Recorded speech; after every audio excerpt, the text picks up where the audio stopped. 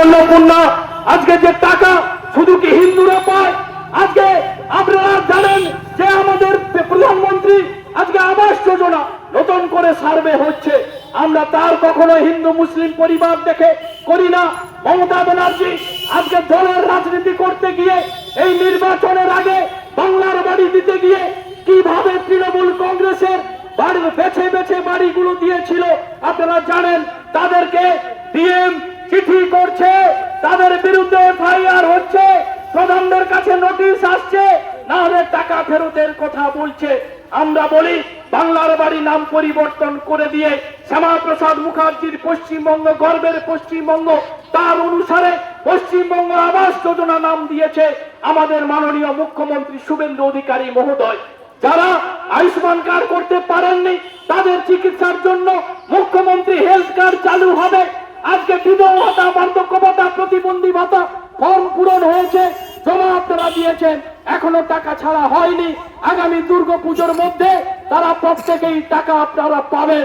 আজকে আমরা দায়িত্ব নিয়েছে কথাগুলো আপনাদের সামনে বলতে চাই।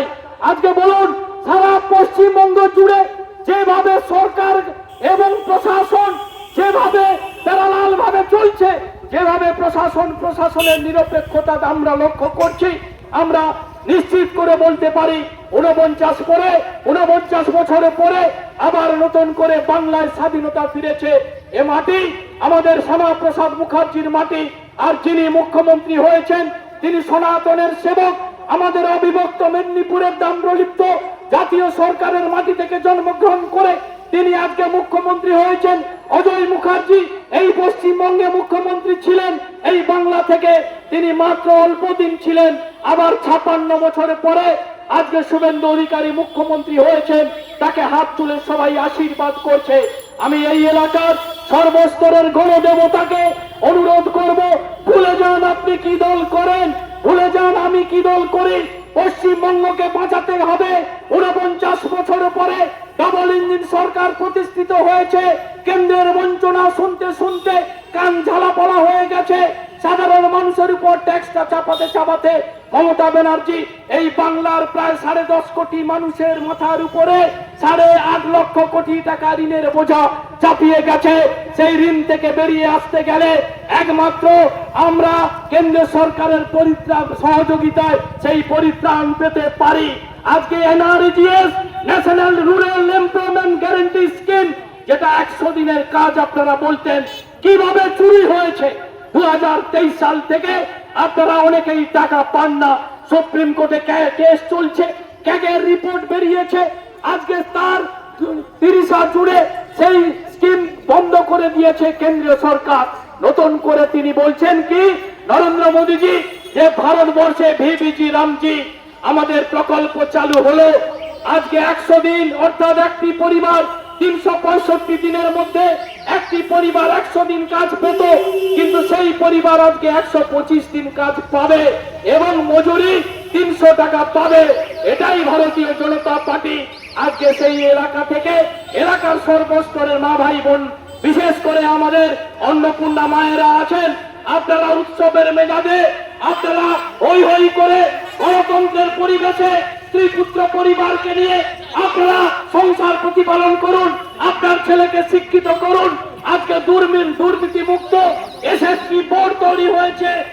এসএসসি বোর্ডের মাথায় ভারত সেবাশ্রমের আমাদের পণ্ডিতরা বসেছেন। দুর্নীতি মুক্ত আজকে শিক্ষা ব্যবস্থা তৈরি হবে এবং কাজ পাবেন। আমাদের ভারতীয় জনতা পার্টির সংকল্প আগামী 5 বছরে কমপক্ষে শিল্পের জোয়ার আনিয়ে 1 কোটি কর্মসংস্থান আমরা আপনাদের কাছে এনে দিতে চাই। তাই ভারতীয় জনতা পার্টিকে মনোনয়নের মণি করে আগলে রাখবেন। আমরা হিন্দু মুসলিম ভেদাভেদ করতে চাই না। আমরা চাই এই বাংলার মাটিতে একদিকে নজরুল যেমন আমাদেরকে শিখিয়ে গেছেন, আমাদের চেতনাতে নজরুল থাকবে, হৃদয়ে থাকবে রবীন্দ্রনাথ। আমরা সেই বাংলাকে আমরা বসবাস করতে চাই। তাই অপপ্রচার কুৎসার বিরুদ্ধে আপনারা একযোগ হয়ে সমস্ত অশুভ শক্তি, কিছু লাল পতাকা দেখছি, কিছু আবার তৃণমূলের পতাকা দেখছি, তাদের অশুভ শক্তিকে পরাস্ত করে আগামী দিনে নিজেরাই সংঘবদ্ধ হয়ে ভারতীয় জনতা পার্টিকে আগলে রাখবেন।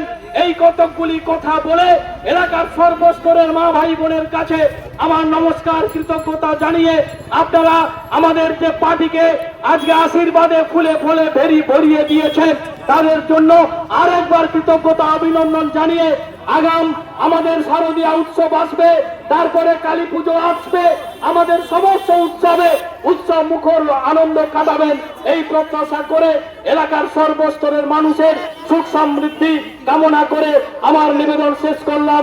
ভারত মাতা কি, ভারত মাতা কি।